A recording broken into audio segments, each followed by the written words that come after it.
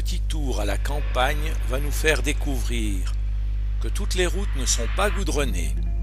Les paysages, les animaux sauvages, les paysans et leur vie simple, la préparation de l'opium, médicament antalgique.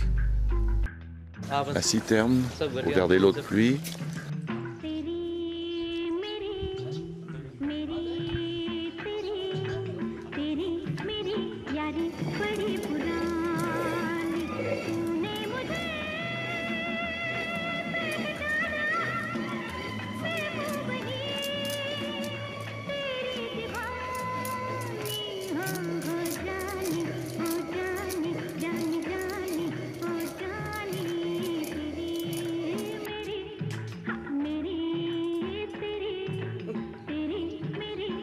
Galettes de bouse comme combustible pour préparer le thé.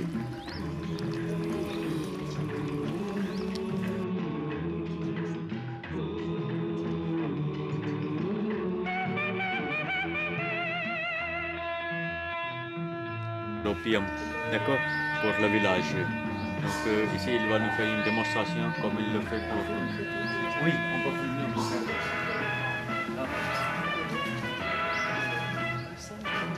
Donc ça c'est le pion pour écraser l'opium, d'accord.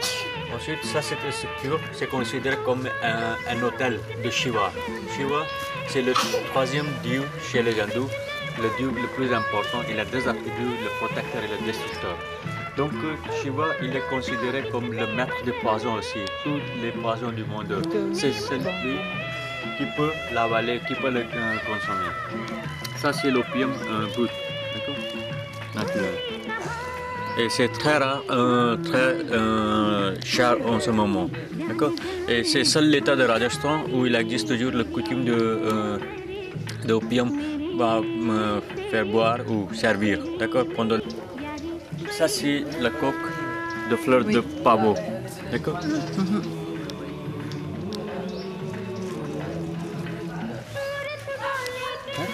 Et ça sont des deux mèches. C'est pour filtrer l'opium. Qu'est-ce qu'on fait normalement dans un des récipients? On va mettre quelques grains d'opium et après on va l'écraser avec le pion et on va mettre de l'eau et on va le filtrer, passer par la mèche. D'accord? Et comme c'est filtré 3, 4, 5 fois, combien on veut fort l'opium? D'accord? Ça dépend de filtration, combien de fois on le filtre. D'accord?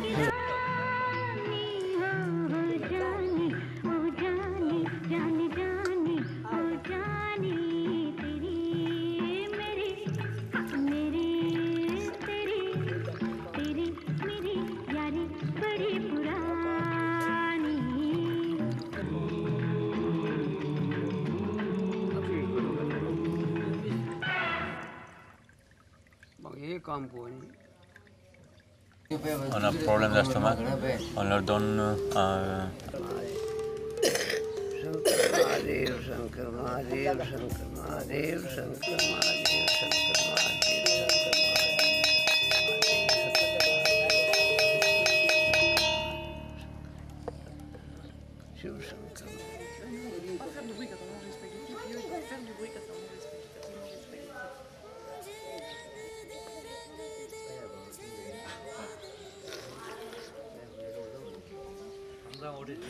Il y a 6 cultures ici. On vous parlait de l'arbre, d'accord, l'arbre officiel ou l'arbre national de l'État de Rajasthan, c'est le ker, sangri. Ici, ça c'est le ker, d'accord, c'est aussi des grains de haricots. Le troisième, c'est le grain de haricots, on l'appelle l'amdo, d'accord. Et ensuite, c'est le lentilles vert, c'est du millet et ça c'est du sésame.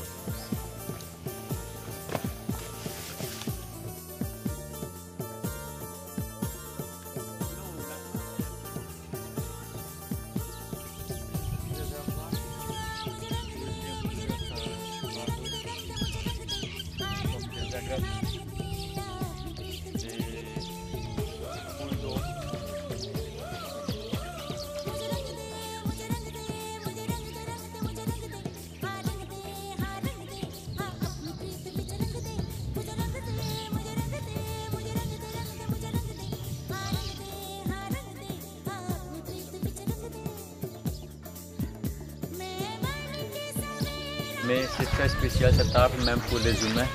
Comme il y a des sécheresses, des famines, il n'y a rien pour manger. Les gens ils viennent pour enlever l'écorce, d'accord? Cette écorce. Et après, avec ces écorces, on fait le poudre, la farine et on mange avec l'eau. D'accord? Un peu d'eau, ça suffit pour le avaler. Et ça donne l'énergie et avec ces écorces, on peut survivre au moins 3 ou 4 mois.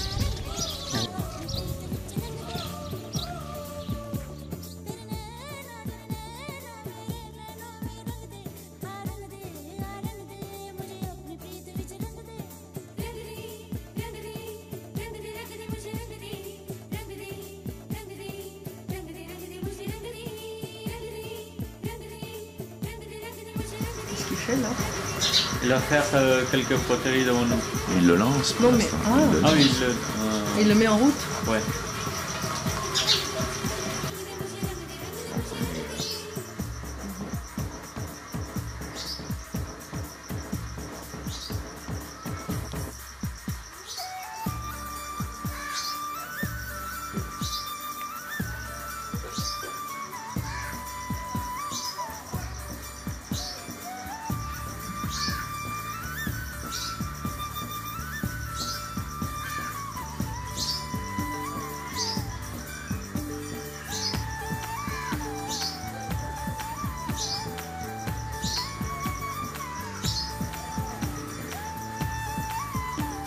La régularité, hein.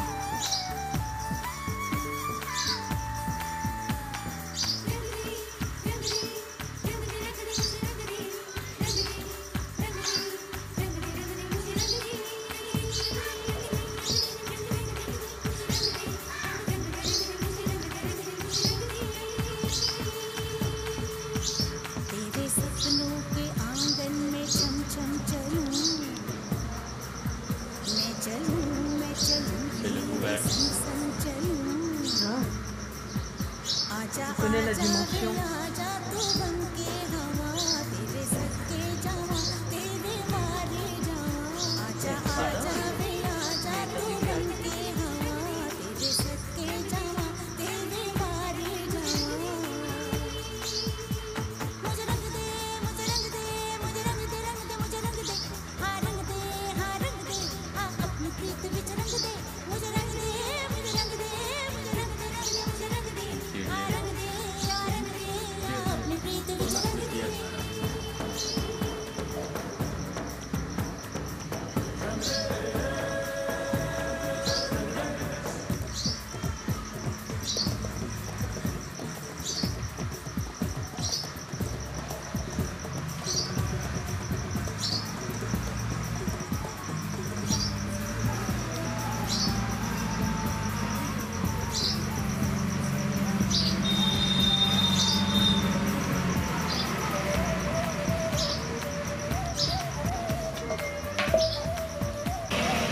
मैं भी तन्हा हूँ तू भी है तन्हा कहीं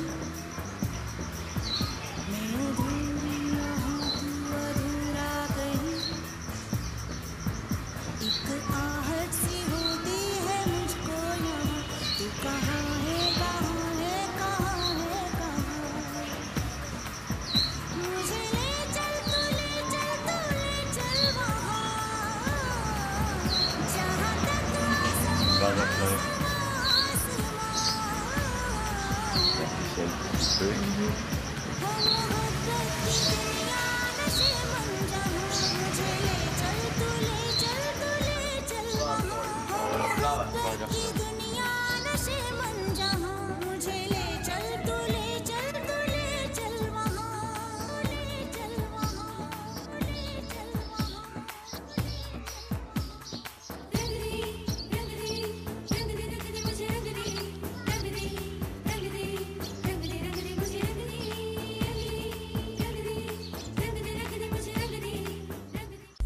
Nous voilà partis pour Kumbalgar, d'abord sur une artère surchargée de camions, le rail étant peu étoffé en Inde, puis sur une route de montagne. En chemin, nous visiterons un endroit où l'on broie les graines de sésame pour en faire de l'huile, un village à population musulmane assez conservateur, un hôtel de charme pour le repas de midi, enfin le temple Jain de Ranakpur.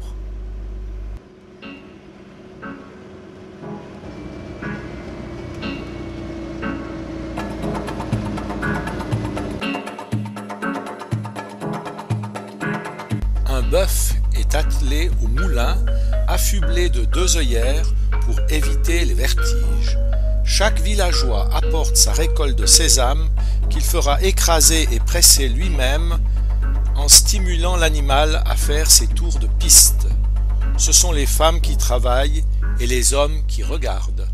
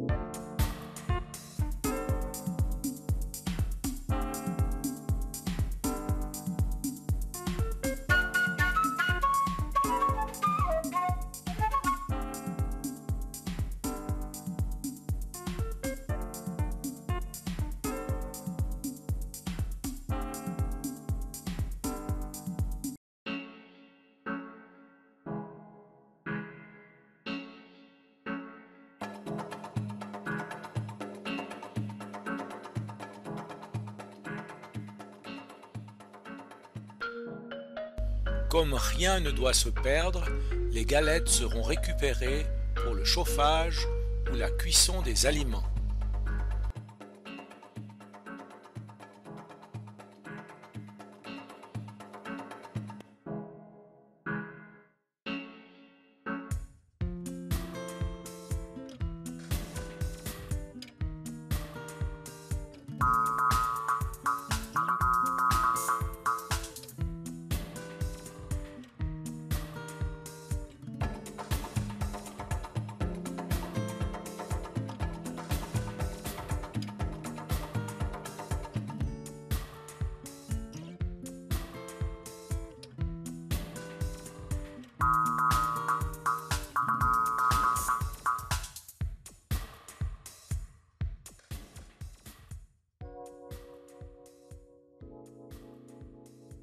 Les femmes sont nombreuses à travailler sur les routes, une vision très peu européenne. Le village que nous visitons, surtout son marché, est habité par une population très conservatrice et peu habituée au contact avec les étrangers. La discrétion est donc de rigueur.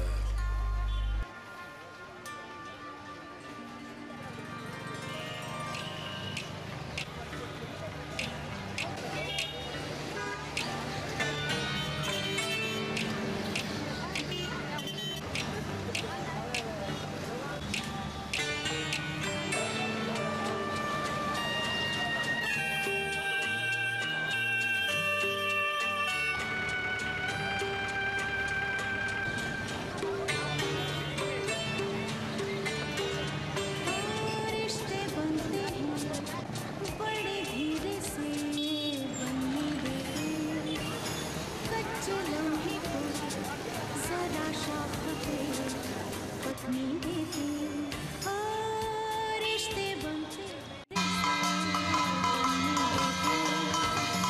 कच्चे लम्हे को जरा शाख पे Voici le genre d'établissement que nous fréquentons pour le repas de midi. Détente garantie.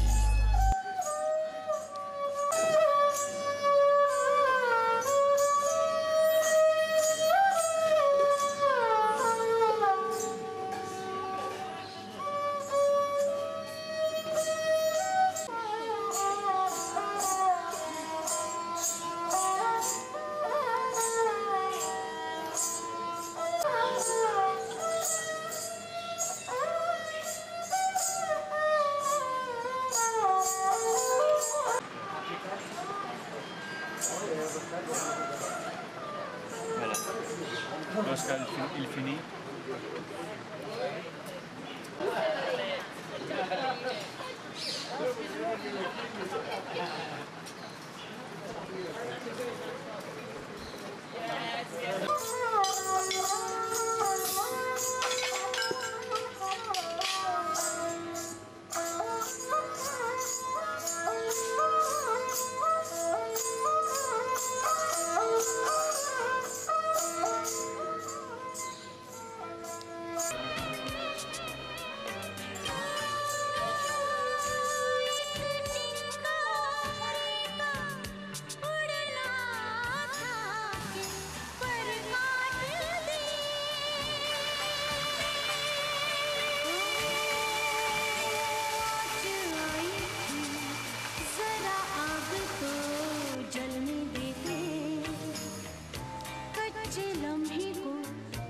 शाख पे पकने देते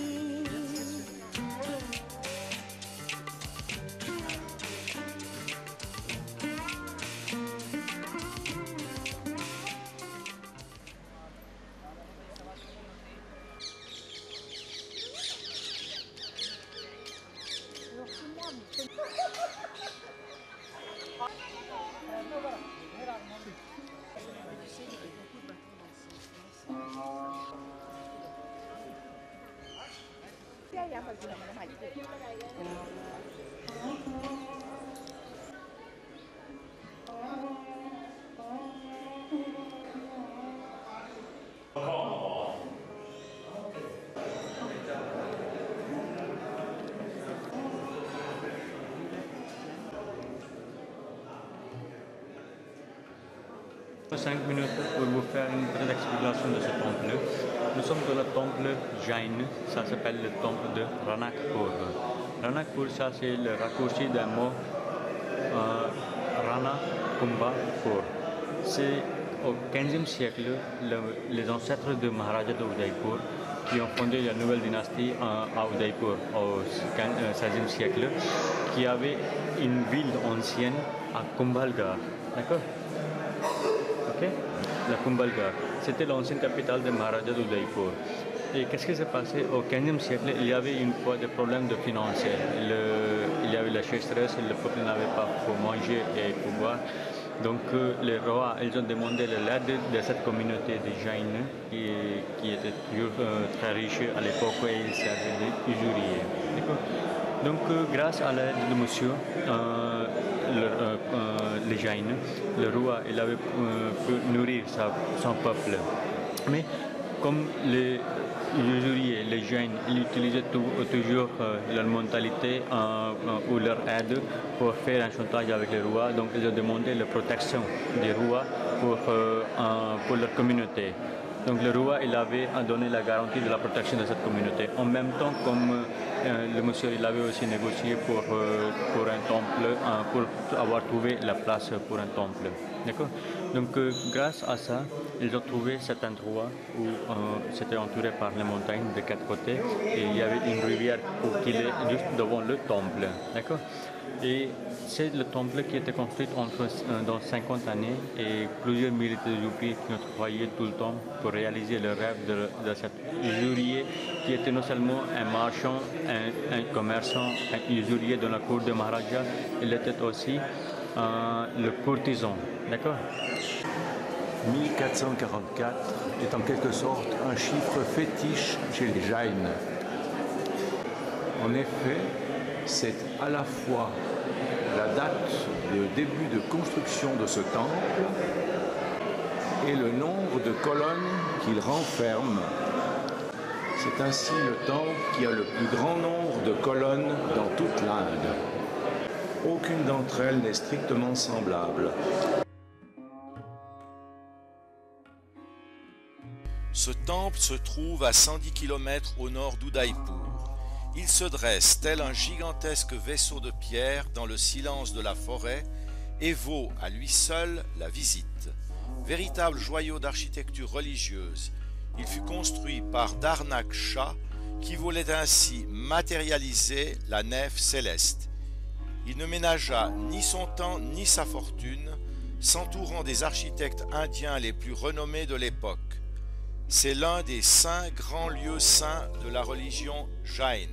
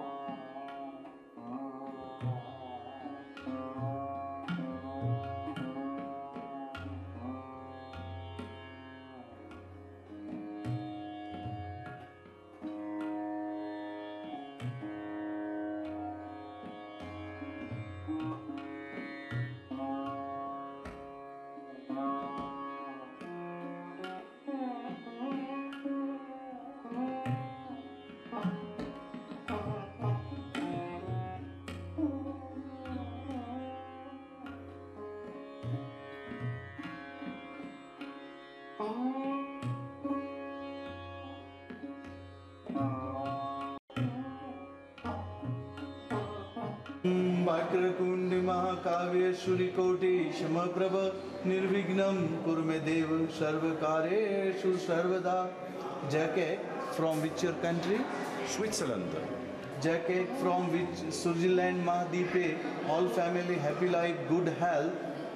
All children, brother, mother, father, wife, sister, all good health and happy life. Vakratunda महाकाव्य सूर्यकोटि समप्रभ निर्विघ्नं कुरु मे देव सर्वकार्येषु सर्वदा.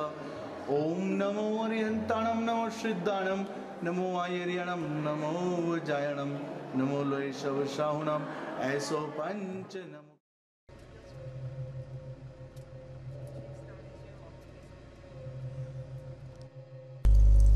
Cette petite route sinueuse en pleine montagne, royaume des singes et des vaches sacrées, nous amène à notre hôtel de Kumbhalgarh, le club Mahindra Fort, établissement sans prétention et pourtant très confortable.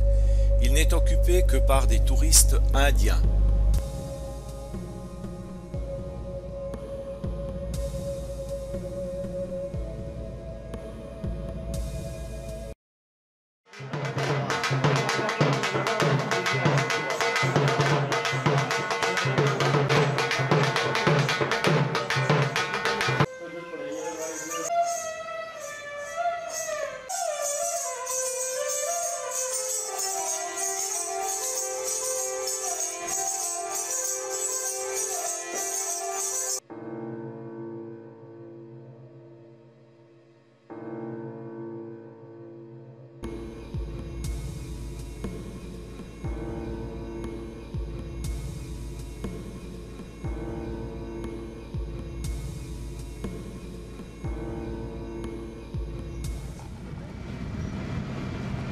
Kumbhalgarh, ça date du 15e siècle, 1442 à 1458. Quelques 16 années, il faut faire cette forteresse. Et après la muraille de Chine, ça c'est la deuxième muraille la plus longue du monde. Ça fait un cercle de 36 km. D'accord?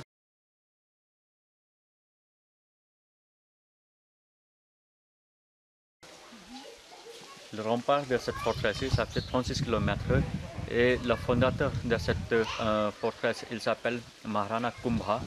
Et après son prénom Kumbha, c'est devenu le nom de cette forteresse Kumbhalgarh.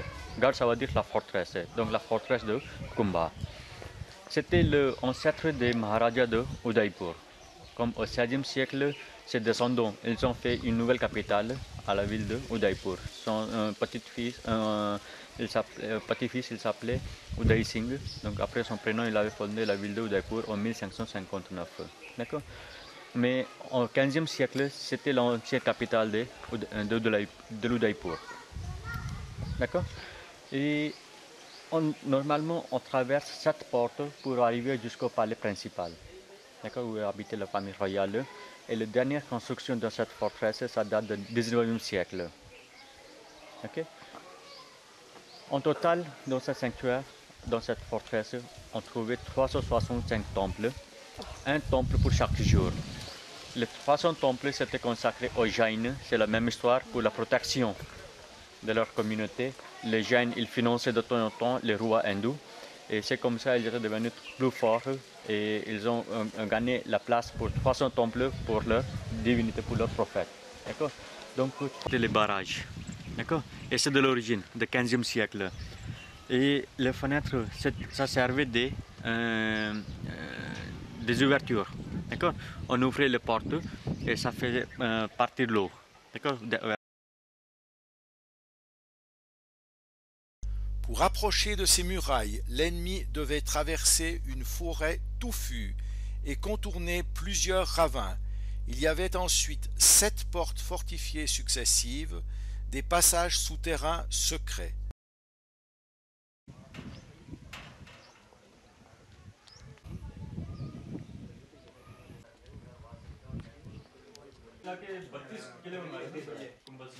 Pendant cette période de la reine de 16 années, il avait fait construire 32 forteresses dans la région. D'accord? Et toutes les forteresses sont importantes. Mais il y a 2 qui sont très très importantes. La première pour sa superficie, c'est la forteresse de Kumbhalgha, qui fait une muraille de 36 km, la deuxième grande muraille du monde après la muraille de Chine. La deuxième forteresse, c'était très important, c'est la forteresse de Chittorgarh. C'était devenu encore une autre capitale des rois Kumbha, d'accord, des Maharanas. Ici, nous sommes sur la 5e porte. En total, il y a 7 portes. D'accord? On a déjà traversé 4, nous sommes au-dessus de 5e porte. Chaque porte porte un nom. Le nom de cette porte, c'est Bhairav Porte. Bhairav, c'était l'attribut de Shiva, le destructeur. La forteresse fut construite entre 1443 et 1458 par Rana Kumbha, puis agrandie au début du 19e siècle. Les murs ont 4,50 m d'épaisseur. Ce souverain possédait 84 forts, dont 32 construits sous son règne. L'édifice tomba aux mains de l'empereur Akbar et de ses alliés à la fin du XVIe siècle. La capitulation aurait été accélérée par l'empoisonnement des réservoirs d'eau potable. Ces pointes de fer fixées sur la porte devaient dissuader les éléphants de l'enfoncer.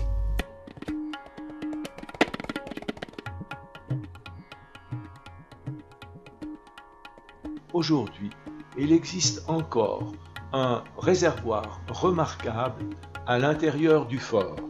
Il mesure 5 km de long, 100 à 200 mètres de large et 12 mètres de profondeur.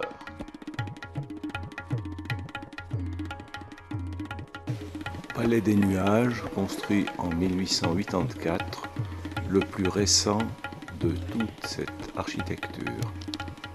Porte d'entrée des femmes.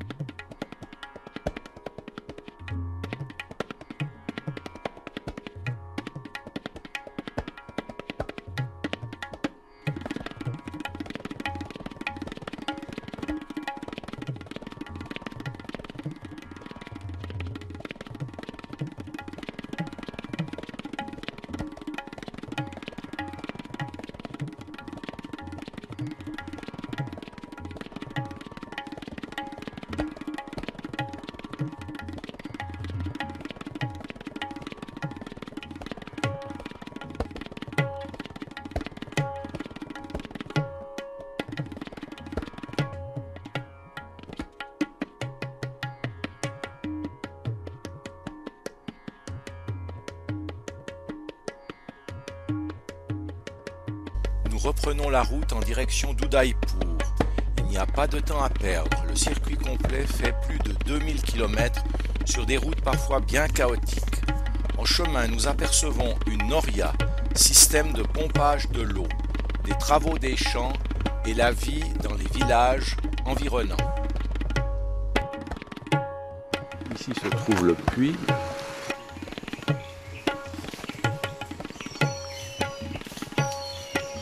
L'animal fait tourner cet axe qui fait tourner la roue et l'eau remonte.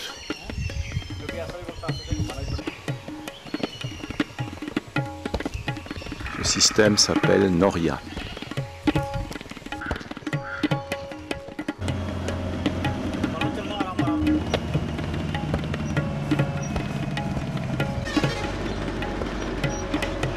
Les routes et les chemins peuvent être boueux ou poussiéreux. Les femmes sont toujours bien habillées, avec des habits colorés et bien propres.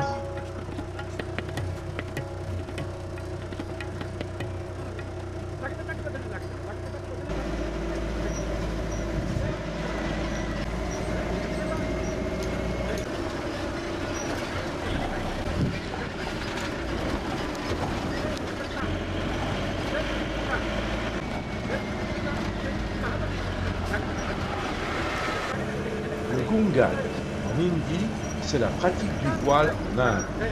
Il n'est pas confessionnel, il peut être porté par les musulmanes, les hindous, les jains, les sikhs, mais pas par toutes les femmes. Le pendant de cet attribut féminin est le turban pour l'homme, avec ses divers nœuds, couleurs et textures. Ces coutumes sont plus ancrées dans le monde rural.